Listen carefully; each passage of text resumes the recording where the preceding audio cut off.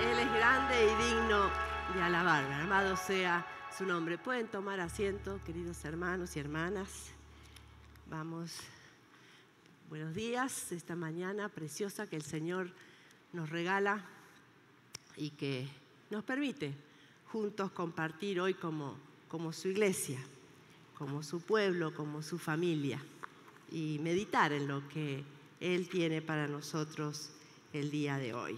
Damos gracias al Señor por cada uno de los que están aquí presentes, algunos que no habíamos visto por un tiempito porque estaban enfermos y ya se han recuperado, pero gracias a Dios porque están otra vez de vuelta con nosotros.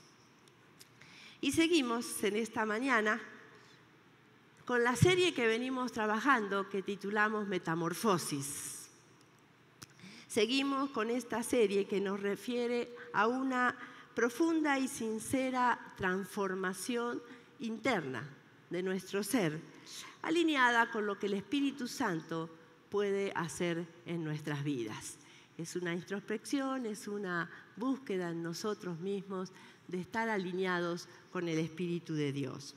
El domingo en la noche, el domingo pasado en la noche, estuvimos comenzando con el primer paso de esta metamorfosis y hablábamos justamente de que lo primero que necesitamos hacer en este caso es no negar nada de lo que nos ocurre, no guardar nada, no negar nada en nosotros que haga una barrera para llegar a nuestro Dios.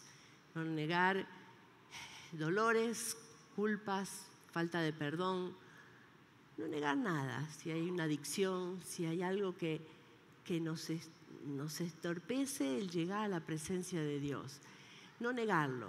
El reconocer, el segundo paso es reconocer que Dios es Dios y no somos nosotros.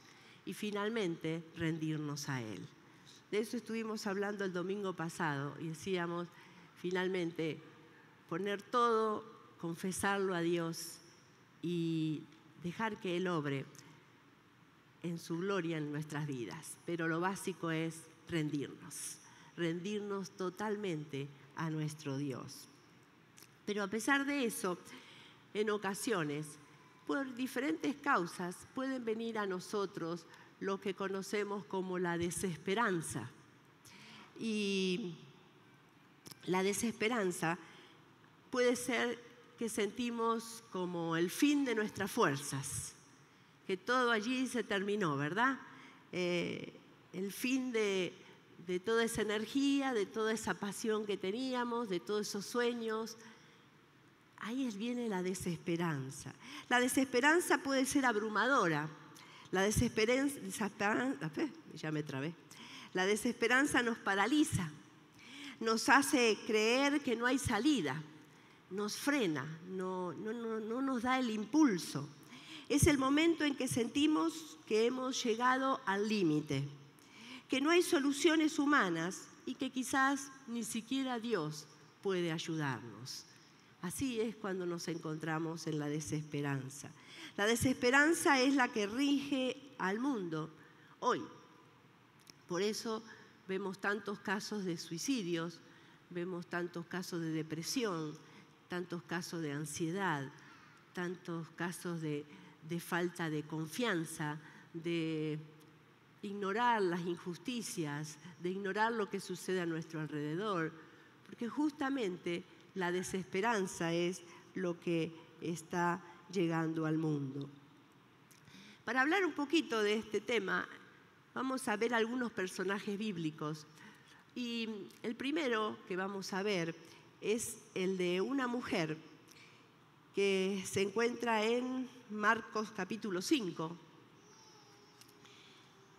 Y vamos a leer ahí del 24 al 28, 5, 24 y 28, para conocer un poquito a esta mujer que justamente había llegado a ese límite. Dice así la palabra de Dios, 24 al 28.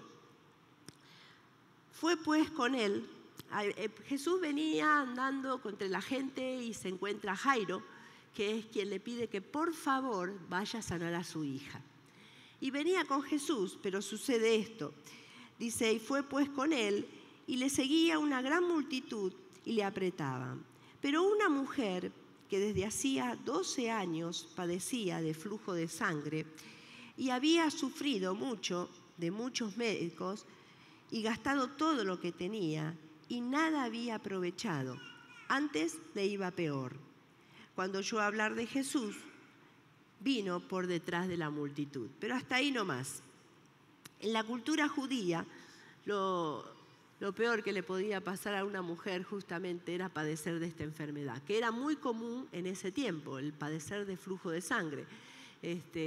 Lo que hoy a lo mejor conocemos como tumores o quistes o cosas así que suceden, ¿verdad? Y es tan común, pero en esa época no había medicina que pudiera solventarla, no había ecografías, no había estudios, no había las cosas que tenemos hoy. Entonces era algo muy común entre las mujeres, pero muy difícil de llevar adelante. Era una pérdida constante de sangre, lo que le impedía en muchas maneras aún estar en medio de la sociedad.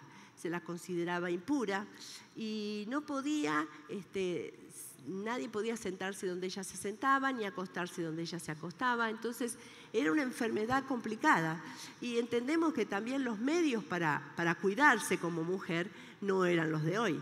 Entonces era complicado, ¿verdad? El tener que protegerse, que de ese derrame de sangre constante, estar cuidándose, estar viendo cómo seguía adelante con su vida normal. Entonces, esta enfermedad era terrible y era humillante también. El Talmud indicaba por lo menos 11 diferentes formas de curarla. Algunas eran tónicos, astringentes, cuestiones que en algunos funcionaban, pero en la mayoría eran remedios como supersticiones que había.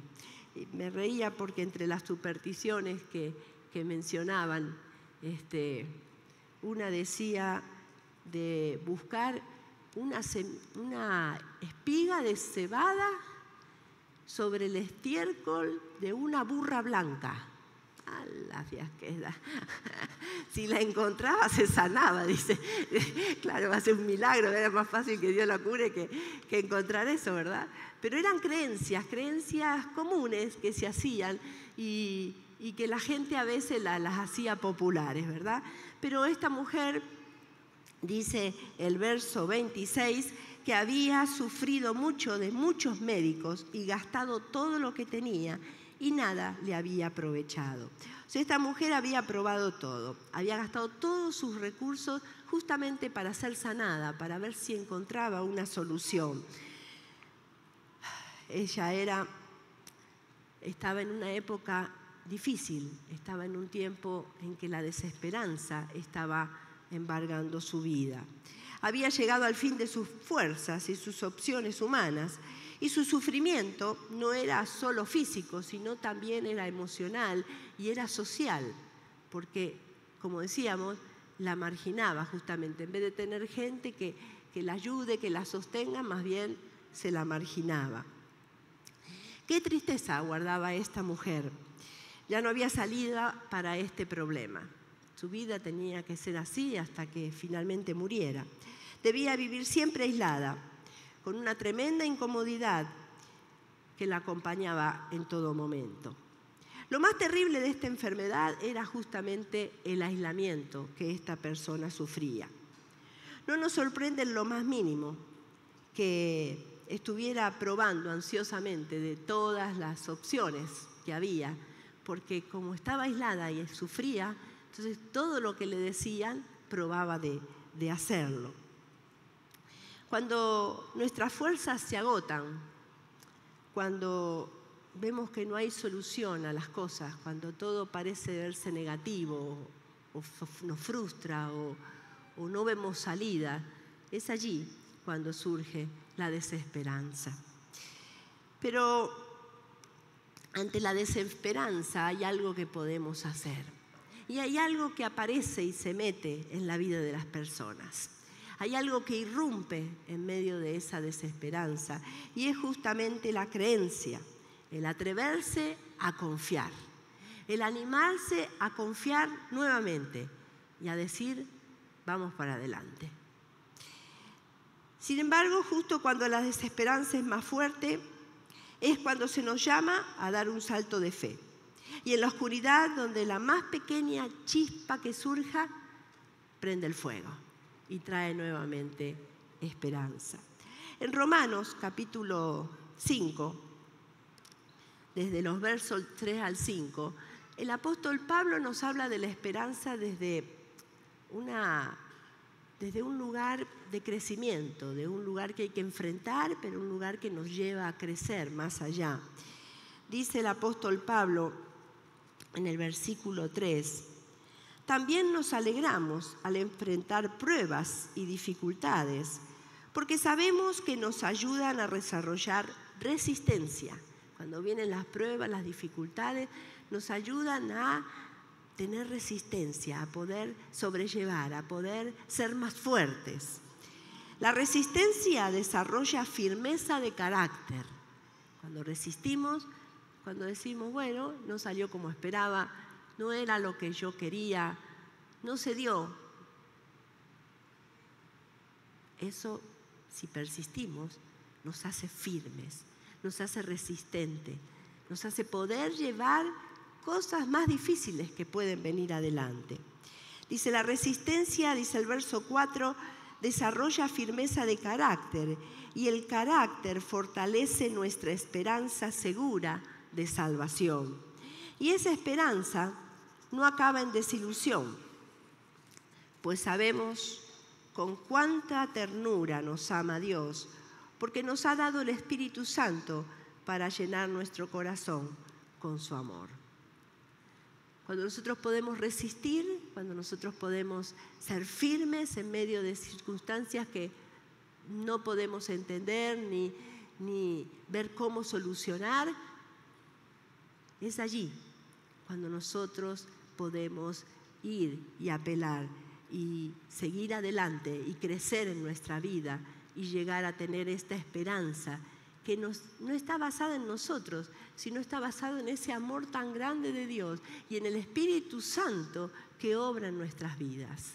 No es en nosotros, no es en cada uno de nosotros, no es en quien tiene más años de iglesia o menos años de iglesia, sino está en lo que el Espíritu obra en nosotros y lo que Él realiza en nosotros.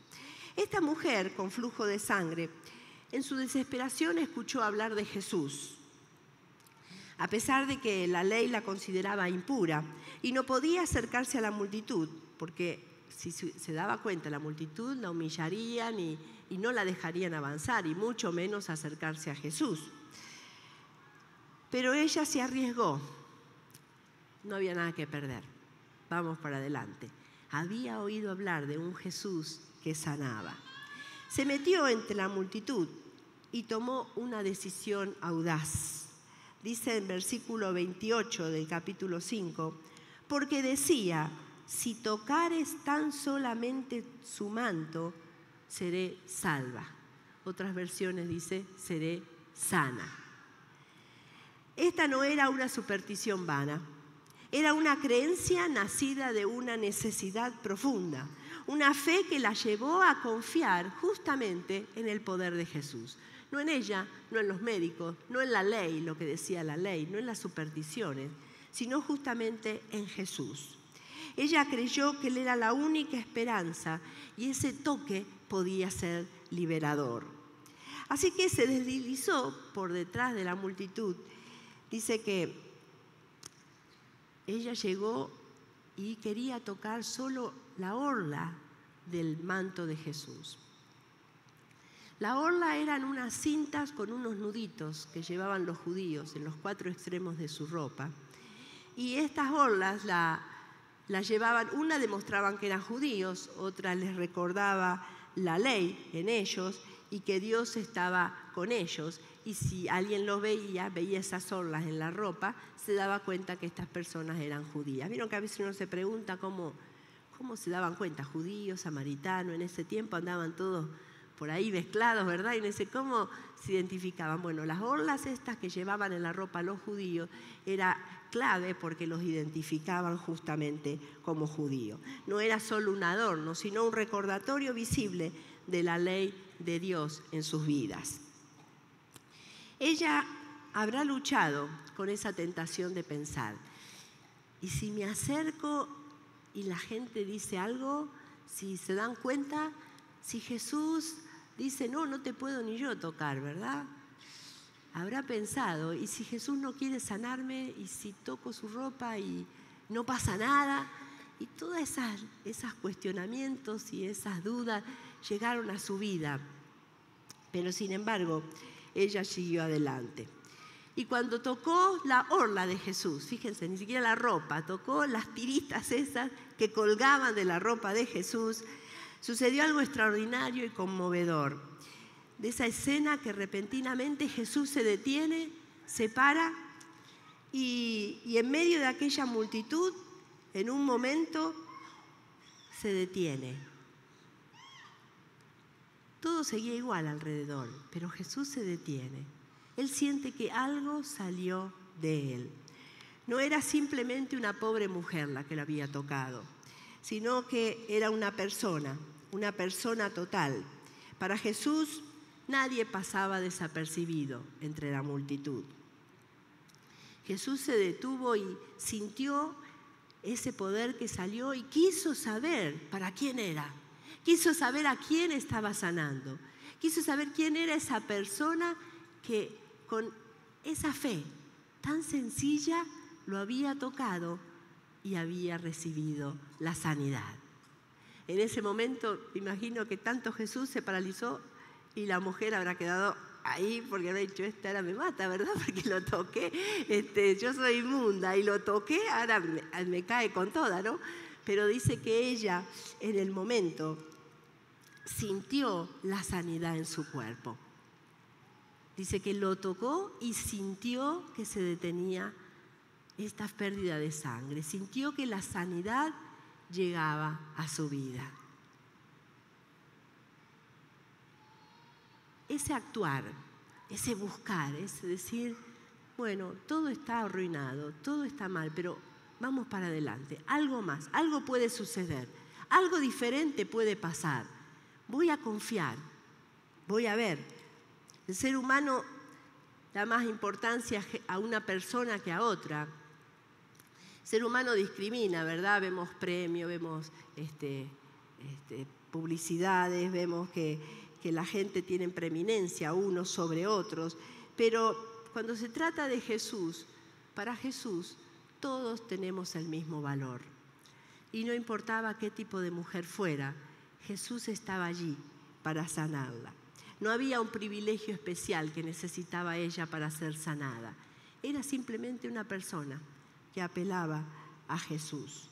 Ella fue sana. Su atrevimiento a confiar la llevó a tener esperanza y la esperanza tuvo su resultado. Jesús podía haber pasado por alto lo sucedido, pero fíjense que Jesús se da vuelta y le dice, tu fe te ha salvado. La sanidad ya estaba. Pero cuando Jesús se da vuelta y la mira, le dice, tu fe te salvó. Esa mujer no solo se llevó la sanidad, sino la salvación en ese día. Esa búsqueda de Jesús, ese decir me animo, voy por todo, la llevó a ser sana. Pero veamos otra situación, un poco diferente. Había un joven que era un joven que padecía desde muy pequeño y su padre buscaba ayuda desde que él empezó con esta situación. Un joven que era endemoniado, un espíritu dice que le hacía tener convulsiones, se apoderaba de él, lo tiraba violentamente al suelo y echaba espuma por la boca rechinando los dientes. O sea, desde niño este joven venía padeciendo por esto. Su vida estaba puesta en la mano de ese demonio y lo tenía así, de golpe lo venía y lo arrastraba, dice, y lo hacía padecer. Esperaba ayuda, porque dice que esto era desde que era niño y ahora ya era un joven. Esperaba ayuda, pero el tiempo había transcurrido y su esperanza también casi había desaparecido. Es en este momento, casi sin esperanza y sin fuerzas, cuando ve a Jesús. Vamos a ir a Marcos 9, cuando él se encuentra con Jesús. Primeramente dice que Jesús le dice algo importante. Jesús lo mira y le dice, ¿qué es lo que te pasa? Jesús le pregunta, ¿qué es lo que te está pasando? ¿Qué es lo que te tiene así preocupado? Porque veía que había un alboroto, habían querido sacar los demonios los discípulos, pero no habían podido. Entonces llega en medio de eso Jesús, ¿qué es lo que te pasa? Entonces dice el versículo 21, Jesús preguntó al Padre, ¿cuánto tiempo hace que le sucede esto? Y él le dijo, desde niño, ¿no? ¿Cómo?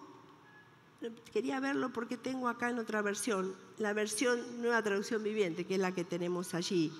Dice que el Padre le dijo, ten misericordia de nosotros y ayúdanos si puedes.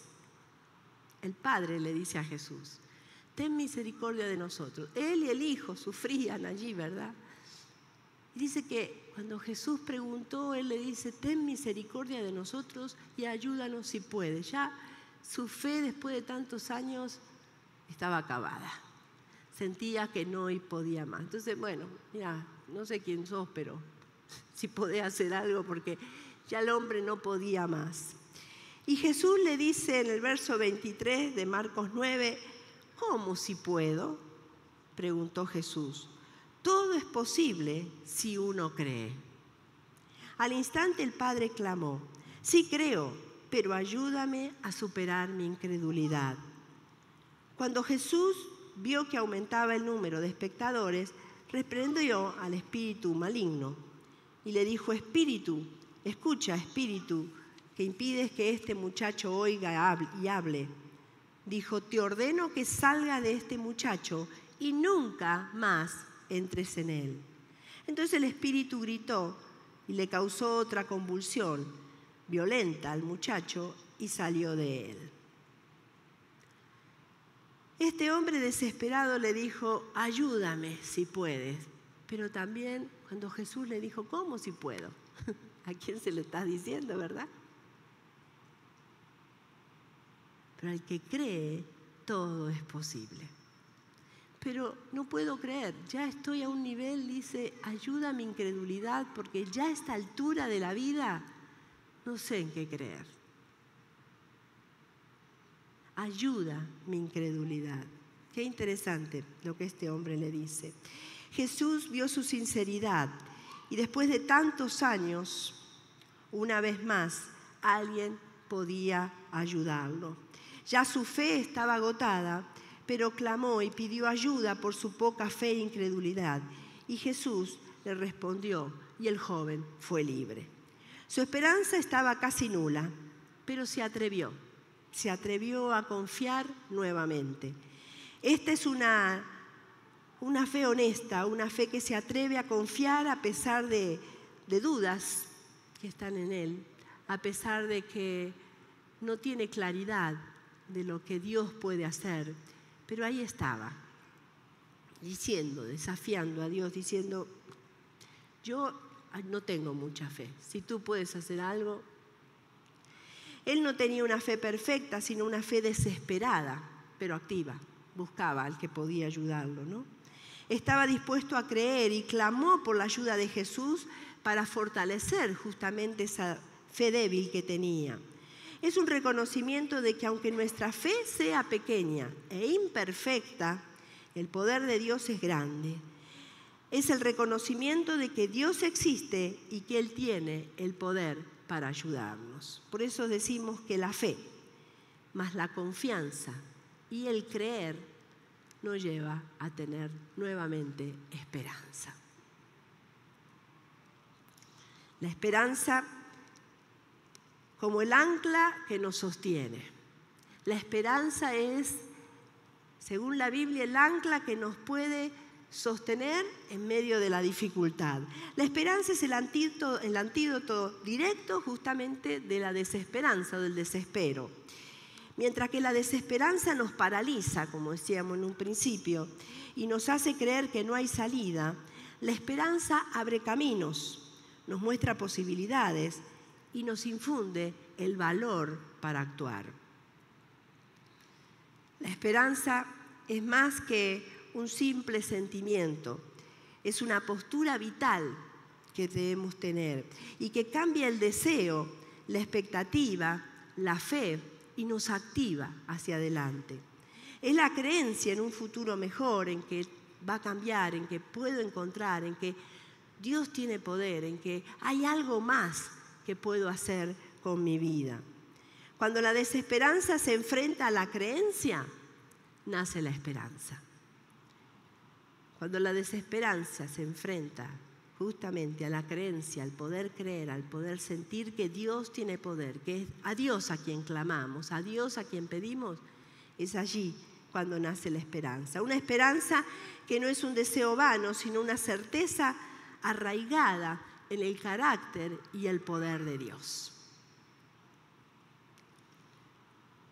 El autor a los Hebreos también nos refiere a esto.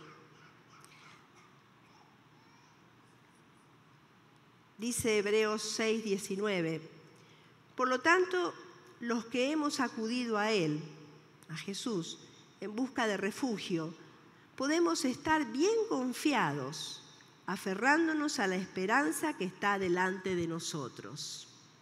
Acudimos a Jesús, quien ya venció el pecado y la muerte, justamente para traernos la esperanza. Y el 19 dice, esta esperanza es un ancla firme y confiable para el alma. Esta esperanza basada en la promesa del Dios, confirmada por Jesucristo, es como un ancla. ¿Qué hace un ancla? Un ancla hace que si hay una tempestad, se tira el ancla y el barco o la nave pueda estar firme, pueda sostenerse en medio de las turbulencias y no pierda el rumbo. El ancla es la que mantiene allí, mantiene el barco firme en medio de dificultades. Y nuestra alma, a menudo zarandeada por las olas de la vida, las dudas y la desesperación, necesitan justamente un ancla. El ancla de nuestra esperanza es que Dios existe, que le interesamos profundamente. No somos uno más, no somos cualquier cosa, somos la persona que Él está interesada. Cada uno de nosotros, en particular, somos la persona que Jesús quiere salvar, que Jesús quiere sostener. El ancla de nuestra esperanza es que Dios existe, que le interesamos profundamente, que somos importantes para Él y que Él tiene el poder para intervenir en nuestra vida sin importar lo que suceda. Atrévase a confiar. Extienda su mano de fe, incluso si su fe se siente pequeña, si todavía está en duda si cree o no cree en Dios, si todavía no sabe si Dios se ha fijado en usted o no. No importa, extienda su mano de fe. No importa qué tan pequeña o si existe o no, hoy puede probar y desafiar su fe en Dios. Porque esa fe, aunque sea desesperada, puede conectarlo directamente con el poder ilimitado de nuestro Dios. ¿Se sienten hoy en la vida que están sin fuerzas, como este padre o como esta mujer, cansados a lo mejor de luchar con algo? La desesperanza los está atacando, susurrándoles que no hay solución, que ya no hay esperanza o recuperación para su matrimonio, que como está ya no hay nada que hacer. Y el diablo les susurra, no, ya, ¿para qué? Este matrimonio no funciona. Él va seguida a eso, él va a lo rápido, ¿verdad? ¿Para qué te vas a preocupar? O quizás susurra, tu situación financiera no va a cambiar. ¿Para qué vas a molestar a Dios? Así como estás vas a quedarte. O no puedes tener paz mental y no puedes encontrar esa paz en Dios. Para dejar esa adicción te está costando, una adicción con la que luchas cada día. Y crees que no hay esperanza para salir de allí. Quizás quieres recuperar tu familia, pero ya perdiste la esperanza. Y dices, ya no hay nada que hacer. Dejen que la desesperanza se vaya. Vuelvan a confiar y dejen que la esperanza crezca en ustedes. Acérquense a Jesús. Busquen de Él. Que Él les dé las respuestas, la salida, la fuerza para salir de eso que los ata, que los tiene allí amarrados, que les dice, no, no puedes, no puedes, no puedes. Ahí estás, así vas a quedarte, así vas a morir. Dios nos espera hoy y quiere intervenir en nuestras vidas. Él quiere renovar la esperanza en nosotros. Si quieres, puedes ayudarme. Y Jesús dice, ¿cómo si puedo? Yo estoy aquí hoy, en esta mañana, porque quiero ayudarte. Y tú estás aquí en esta mañana porque viniste y confías que yo puedo ayudarte. ¿Estás dispuesto a dejar ir la desesperanza y aferrarte al ancla de la esperanza que es Jesucristo? Él ya venció. Él venció para que nosotros seamos libres y recuperemos la esperanza. Creamos sinceramente que Dios tiene el poder para restaurar nuestra vida. Creamos que le interesamos. Dice que tiene contado hasta cada uno de nuestros cabellos. Así que creamos que le interesamos y creamos que Él tiene el poder necesario para comenzar esta metamorfosis espiritual en nosotros y transformarnos para siempre. No lo vamos a hacer nosotros, es Dios a través de su Espíritu en nosotros. Pero recuperemos la esperanza.